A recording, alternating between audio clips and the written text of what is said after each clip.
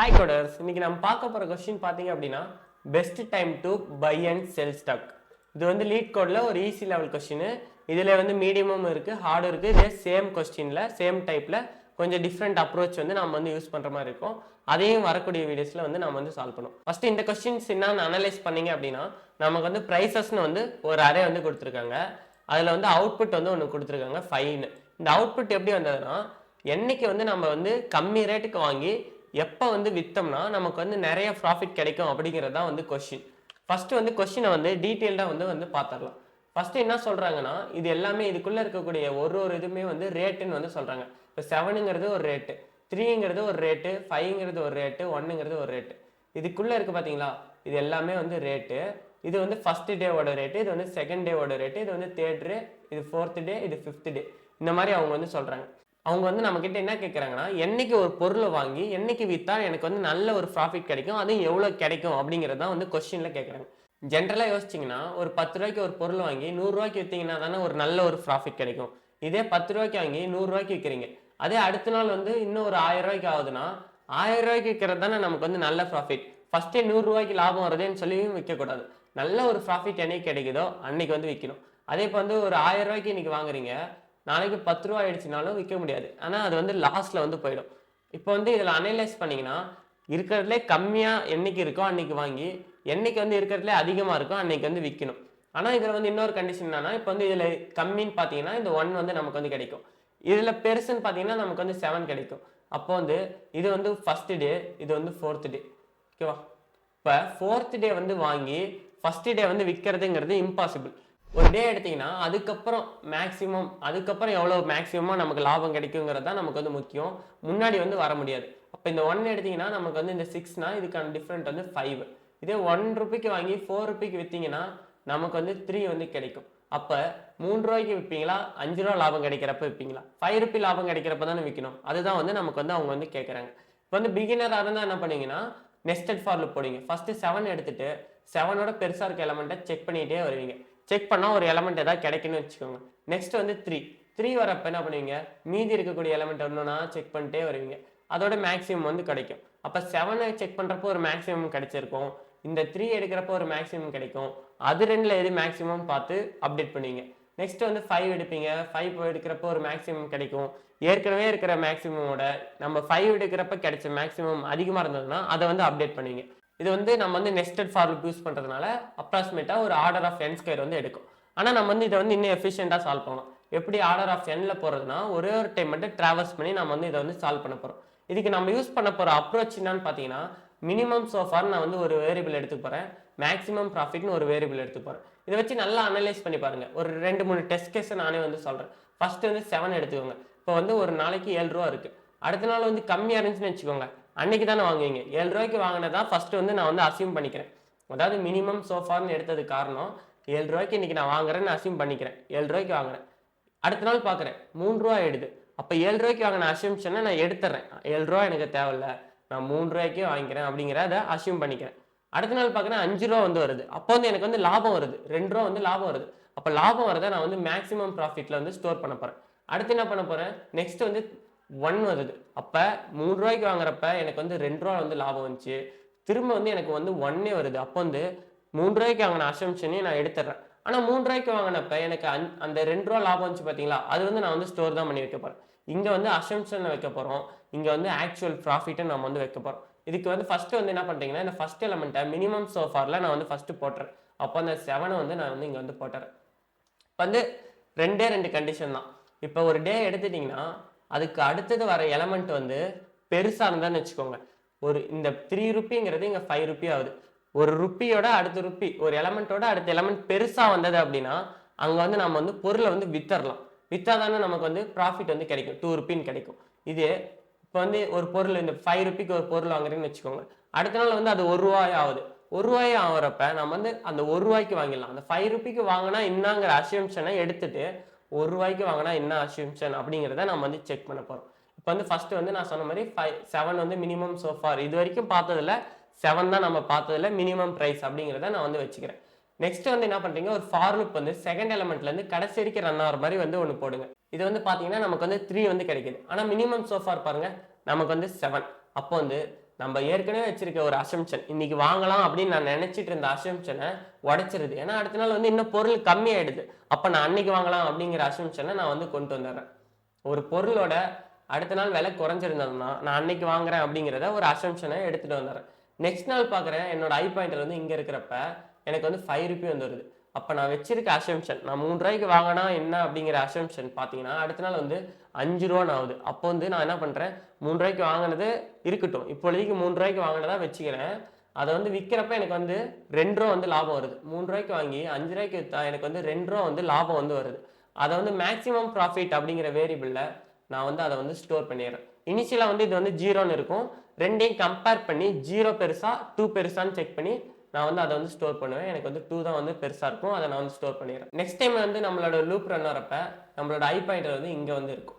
இப்போ பார்த்தீங்கன்னா 1 ரூபிக்கு வந்து திரும்ப விலை வந்து குறைஞ்சி போச்சு.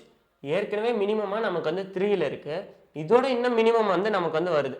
அப்போ வந்து என்ன பண்ணுறேன், நான் வந்து 3 ரூபாய்க்கு வாங்கின அசம்ஷனையும் எடுத்துடுறேன். இப்போ வந்து உங்களுக்கு வந்து டவுட் வரலாம், ப்ரோ 3 ரூபாய்க்கு வாங்கின அசம்ஷன் எடுக்கிறீங்களா, ஆனால் 3 ரூபாய்க்கு வந்தது நமக்கு வந்து ப்ராஃபிட் 2 ரூபா வந்திருக்கு, இன்னும் ஃபியூச்சர்லேருந்து 3 ரூபாய்க்கு வாங்கினதை 6 ரூபாய்க்கு விற்றா நமக்கு வந்து 3 ரூபா வந்து லாபம் கிடைக்குமே அப்படின்னு நீங்கள் வந்து நினைக்கலாம். கரெக்டு தான். 3 ரூபாய்க்கு வாங்கினா 6 ரூபாய்க்கு விற்றீங்க அப்படின்னா நமக்கு வந்து 3 ரூபி வந்து லாபம் வந்து கண்டிப்பாக வந்து கிடைக்கும். இதே 1 ரூபாய்க்கு வாங்கி 6 ரூபாய்க்கு விற்று பாருங்க, 5 ரூபி வந்து கிடைக்கும். அதாவது இந்த எலமெண்ட் இருக்குன்னா அதோட அடுத்து எந்த எலமெண்ட் வந்து சின்னதாக இருக்கோ அதுக்கு முன்னாடி வர வரைக்கும் இருக்கக்கூடிய ப்ராஃபிட்டை நான் வந்து இங்கே மேக்ஸிமம் ப்ராஃபிட்டில் அப்டேட் பண்ணிட்டேன். அப்போ வந்து அதுக்கப்புறம் வந்து ஒரு சின்ன எலமெண்ட் கிடைச்சதுன்னா அதுக்கப்புறம் வரக்கூடிய எலமெண்ட்டுக்கு தான், இப்போ இந்த 3 எடுத்துட்டிங்கன்னா இங்கே 4 வந்து பெருசு தான், 1 ரூபி தான் வந்து நமக்கு டிஃப்ரெண்ட் கிடைக்கும். இந்த 6 எடுத்திங்கன்னா நமக்கு 3 ரூபி வந்து ப்ராஃபிட் கிடைக்கும். இதே இந்த 1 எடுத்து செக் பண்ணுங்க, 6 எடுத்திங்கன்னா 5 ரூபி கிடைக்கும், இந்த 4 எடுத்திங்கன்னா நமக்கு வந்து 3 ரூபி வந்து ப்ராஃபிட் வந்து கிடைக்கும். அப்போ 1க்கு தான் வந்து நல்ல ஒரு ப்ராஃபிட், அதாவது கம்மியான ரேட்டுக்கு தான் நல்ல ஒரு ப்ராஃபிட் வந்து கிடைக்கும். அதனால இந்த 1ங்கிறத வந்து வரப்ப இந்த மினிமம் சோஃபார் 3ங்கிற அசம்ஷனையும் எடுத்துட்டு நான் 1ங்கிறத வந்து ஸ்டோர் பண்ணிடுறேன். இப்போ வந்து அந்த 3ங்கிறது வந்து போயிடுச்சுன்னா கிடையாது, அந்த 3 ரூபிக்கு வாங்கி 5 ரூபிக்கு எடுத்த ப்ராஃபிட் வந்து என்கிட்ட இன்னும் ஸ்டில் இருக்கு. ப்ராஃபிட்டை மட்டும் தான் கேட்குறாங்க, அதனால அந்த ப்ராஃபிட்டை மட்டும் நான் வந்து ஸ்டோர் பண்ணுறேன். நெக்ஸ்ட் வந்து நம்மளோட ஐ பாயிண்டர் ரன் வரப்ப நம்ம ஐ பாயிண்டர் வந்து இங்கே இருக்கும், 6ங்கிற எலமெண்ட் வந்து வரும். இப்போ வந்து செக் பண்ணுறீங்க, மினிமம் சோஃபாரோட இது வந்து பெருசாக வந்து இருக்கு. அந்த எலமெண்ட் பெருசாக இருந்ததுன்னா என்ன பண்ணும், விற்க தான் போகிறோம். இன்னைக்கு 1 ரூபாய்க்கு வாங்கினது நாளைக்கு 6 ரூபா ஆயிடுச்சுன்னா பட்னு வந்து விற்கலாம். விற்றீங்கன்னா எவ்வளோ கிடைக்கும், நமக்கு வந்து ஒரு 5 ரூபி கிடைக்குமா, 6 ரூபியில் 1 போனால் நமக்கு வந்து 5 ரூபி வந்து ப்ராஃபிட் வந்து கண்டிப்பாக வந்து கிடைக்கும். அப்போ வந்து நம்மளோட மேக்ஸிமம் ப்ராஃபிட் வந்து 2, இந்த 6லேருந்து 1 மைனஸ் பண்ணால் நமக்கு வந்து 5. இந்த 2 ப்ராஃபிட்டையும் கம்பேர் பண்ணி இந்த 5 தான் வந்து நமக்கு வந்து மேக்ஸிமம். அப்போ வந்து அதை வந்து அப்டேட் பண்ணிடுங்க. நெக்ஸ்ட் டைம் லூப் ரன் வரப்ப நம்ம ஐ பாயிண்டர் வந்து இங்கே வந்து இருக்கா, இப்போ வந்து செக் பண்ணுங்க, இந்த 1ஓட வந்து இந்த பெருசாக இருக்கா அப்படிங்கிறத பாருங்க. ஆமாம் பெருசாக இருக்குது. அப்போ 1 ரூபிக்கு இருந்தால் 4 ரூபிக்கு வந்தாலும் நான் வந்து விற்க தான் போகிறேன். விற்கிறப்ப பார்த்தீங்கன்னா 3 ரூபி எனக்கு வந்து ப்ராஃபிட் வந்து கிடைக்கும். இப்போ இது ரெண்டையும் கம்பேர் பண்ணுங்க, 3யோட எனக்கு வந்து 5 ரூபி ப்ராஃபிட் தான் அதிகம். அப்போ வந்து ஆல்ரெடி எனக்கு வந்து பெரிய ப்ராஃபிட் வந்து இங்கே வந்து இருக்கு. இப்போ 5ங்கிறது தான் இதுக்கு வந்து ஆன்சர். இதை வந்து அப்படியே கோட் பண்ணீங்கன்னா உங்களுக்கு வந்து ஈஸியாக வந்து புரிஞ்சிடும். நான் வந்து இதை வந்து ஜாவாவில் வந்து கோட் பண்ண போகிறேன் கைஸ். நீங்கள் வந்து சி, C++, பைத்தான் எது யூஸ் பண்ணீங்கனாலும் நம்ம வந்து ஒரே ஒரு ஃபார் லூப், அதில் ஒரு இஃப் எல்ஸ் கண்டிஷன் தான் எழுத போகிறோம். எல்லா ப்ரோக்ராமிங் லாங்குவேஜும் சிமிலர் தான், இருந்தாலும் நான் வந்து எல்லா கோடையும் வந்து டிஸ்கிரிப்ஷனில் தரேன், நீங்கள் அதையும் செக் பண்ணி பாருங்கள். ஃபர்ஸ்ட் வந்து இனிஷியலாக நான் சொன்ன மாதிரி சோஃபார் மினிமம் நான் வந்து ஒரு வேரியபிள் வந்து எடுத்துக்கிறேன். சோஃபார் மினிமமில் நான் வந்து ஃபர்ஸ்ட் எலமெண்ட்டை ஸ்டோர் பண்ணிக்கிறேன். ப்ரைஸஸோட ஃபர்ஸ்ட் இண்டெக்ஸ் 0th இண்டெக்ஸில் ஃபர்ஸ்ட் எலமெண்ட் இருக்கும், நான் அதை வந்து ஸ்டோர் பண்ணிக்கிறேன். நெக்ஸ்ட் வந்து மேக்ஸிமம் நம்ம ரிட்டர்ன் பண்ணணும். மேக்ஸிமம் ப்ரைஸ்னு ஒரு வேரியபிள் எடுத்துக்கிறேன், அதை வந்து நான் வந்து இனிஷியலாக 0ன்னு வந்து வச்சுக்கிறேன். நெக்ஸ்ட் வந்து ஃபார் லூப் வந்து போடுறேன், அது வந்து செகண்ட் எலமெண்ட்லேருந்து வரணும், ஆனால் ஃபர்ஸ்ட் இண்டெக்ஸ்னா செகண்ட் எலமெண்ட், அதுலேருந்து நமக்கு வந்து கடைசி வரைக்கும் ரன் ஆகணும். கடைசி வரைக்கும் ரன் ஆகிறதுக்காக ப்ரைஸஸ் டாட் லென்த் அப்படிங்கிறத நான் போட்டுறேன். இப்போ வந்து இந்த ஃபார் லூப் என்ன பண்ணணும்னா நமக்கு வந்து இந்த 1லேருந்து இது வரைக்கும் ரன் ஆகும்னு வச்சுக்கோங்க. இப்போ வந்து இந்த ஃபார் லூப்லேருந்து ஒரே ஒரு கண்டிஷன் நான் வந்து செக் பண்ண போகிறேன். என்ன செக் பண்ணணும் அப்படின்னா என்னோட ப்ரைஸஸ் ஆஃப் 5, அதாவது அந்த எலமெண்ட் வந்து இந்த மினிமம் இருக்குது பார்த்தீங்களா, சோஃபார் மினிமமோட சின்னதாக இருந்ததுன்னு வச்சுக்கோங்க. நம்மளோட சோஃபார் மினிமம் சின்னதாக இருந்ததுன்னா அன்றைக்கி வந்து பொருளை வந்து வாங்கிடலாம். இப்போ 7 ரூபாய்க்கு சோஃபார் மினிமம் 7 ரூபான்னு இருக்குது, நம்மளோட அடுத்த நாள் வந்து 1 ரூபிக்கு வந்துருச்சு. அப்போ வந்து அன்றைக்கி வந்து என்ன பண்ண போகிறோம், வாங்க தான் போகிறோம். விற்றா நமக்கு வந்து லாஸ் தானே, அதனால் அன்றைக்கி வந்து வாங்கிடலாம். வாங்குறதுக்கு என்ன பண்ணணும், சோஃபார் மினிமமில் அப்டேட் பண்ணிட்டீங்கன்னா நம்ம வாங்கினதான் மீன். சோஃபார் மினிமமில் நம்மளோட ப்ரைஸஸ் ஆஃப் 5 அப்டேட் பண்ணிட்டீங்கன்னா நம்ம வந்து வாங்கிட்டோம் மீன். இப்போ வந்து சோஃபார் மினிமமில் நமக்கு வந்து 1 ரூபி வந்து கிடைச்சிடும். அதே அப்படி வாங்கலை, பெருசாக சின்னதாக இல்லாமல் பெருசாக இருக்குது. அதாவது இந்த கேஸ் பாருங்கள், இப்போ 1 வந்து சோஃபார் மின்ல 1 இருக்குது. நெக்ஸ்ட் டைம் லூப் ரன் ஆகிறப்ப சோஃபார் மின் 1 இருக்கும். நம்மளோட அடுத்த எலிமெண்ட் பார்த்தீங்கன்னா 5 வந்து வருது. அப்போ பெருசாக இருக்குது. அப்போ வந்து நம்ம வந்து வாங்க முடியாது. பெருசாக இருக்கப்ப நம்ம வந்து விற்க தான் போகிறோம். விற்கிறதுக்கு என்ன பண்ணணும்னா ப்ராஃபிட் வந்து கண்டுபிடிச்சு அதை வந்து அப்டேட் பண்ணணும். ப்ராஃபிட் எப்படி கண்டுபிடிக்கிறதுனா இன்ட்டு ப்ராஃபிட்னு ஒரு வேரியபிள் வச்சுக்கோங்க. ப்ராஃபிட் எப்படின்னா அந்த எலமெண்ட்ல இருந்து சோஃபார் மின் 1, அந்த எலமெண்ட்லேருந்து சோஃபார் மின்னை மைனஸ் பண்ணால் நமக்கு வந்து ப்ராஃபிட் வந்து கிடைச்சிரும். அந்த எலமெண்ட் வந்து ப்ரைஸஸ் ஆஃப் ஐஏ, அதுலேருந்து நம்ம வந்து சோஃபார் மின்னை மைனஸ் பண்ண போகிறோம்.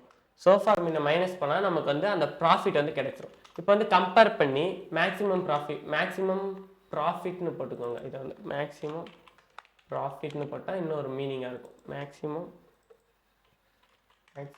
ப்ராஃபிட் ஈக்குவல் டு மேக்ஸ்ன்னு வந்து ஜாவாவில் மெத்தட் இருக்குது. பைத்தான், C++ எல்லாத்துலேயும் மேக்ஸ்னே இருக்கும். செக் பண்ணி பாருங்கள். math.maxல நான் வந்து சோஃபார் மின் மேக்ஸ் ப்ராஃபிட், ஏற்கனவே இருக்கிற ப்ராஃபிட்டோட வந்திருக்க ப்ராஃபிட்டை கம்பேர் பண்ணி நான் வந்து அப்டேட் பண்ண போகிறேன்.